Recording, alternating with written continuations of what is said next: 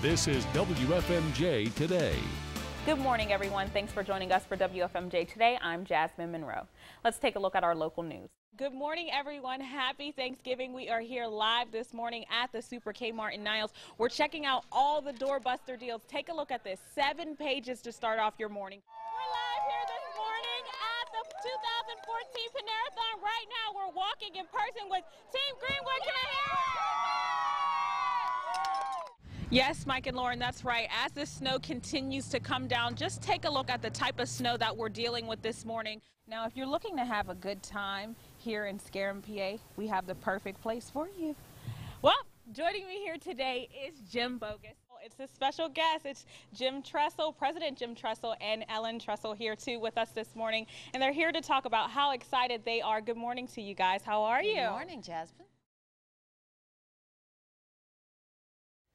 We're learning more about the man who police say is responsible for inducing panic at the shops at Boardman Park Wednesday afternoon. He told Danielle Cotterman it was all a misunderstanding, but we've uncovered records that show it isn't his first run-in with the law.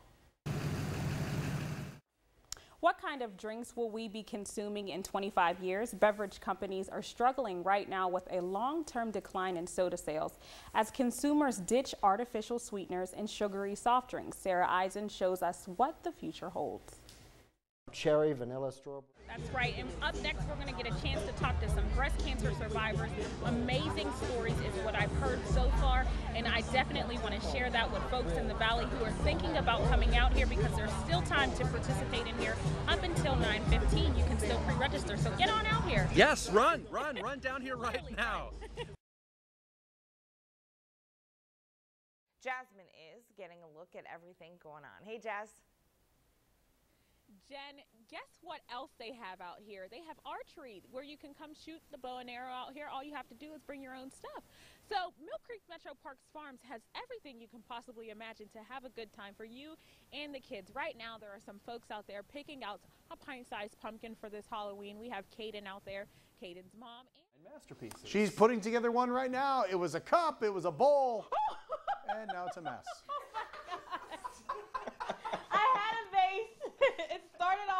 Nice, and I just want to lift it up, but it won't work. So what do you do when you mess up? There's no fixing that. I can fix a lot of things, but that's unfixable. What did you do? I thought that I was going. You zigged when you should have zagged.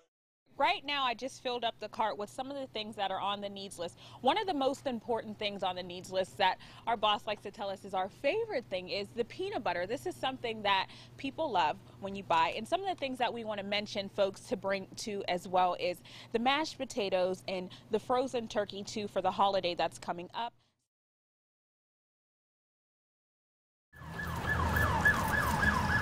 The Youngstown Police Department, Mahoning County Sheriff's deputies, and U.S. Marshals responded to an unknown trouble house call at 1126 Park Hill Drive shortly before 8:30 a.m. this morning.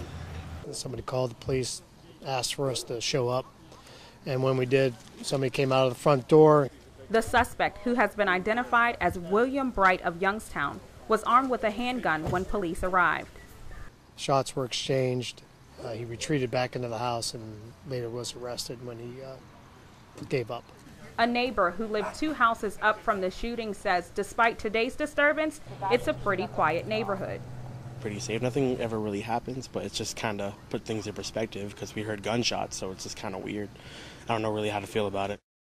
The officer involved in the shooting will be placed on administrative leave, which is standard protocol for situations like this. With more local news, I'm Jasmine Monroe. The Eastwood Mall Center Court was full of holiday cheer today for the 8th annual holiday concert for Project Feed Our Valley. School choirs and local musical groups performed throughout the day in an effort to raise money to feed our hungry friends and neighbors in Trumbull, Mahoning, and Columbiana counties. WFMJ has brought so much awareness to this community that now more people are aware that the hunger exists, and they know people that are hungry. Project Feed Our Valley has touched many, if not thousands, of Valley residents' hearts in the past 8 years. 9-year-old Emma Eby, the granddaughter of Executive Director Mike Iberis, says how it's so important to give, especially to the unfortunate.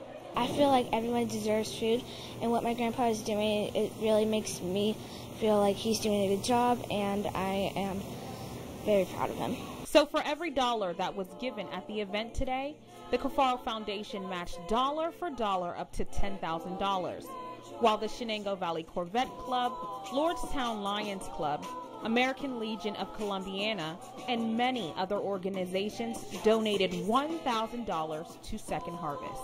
Well, this year again, the amount of funds raised and food raised has surpassed last year. The momentum just keeps on going, so that more and more people are being fed.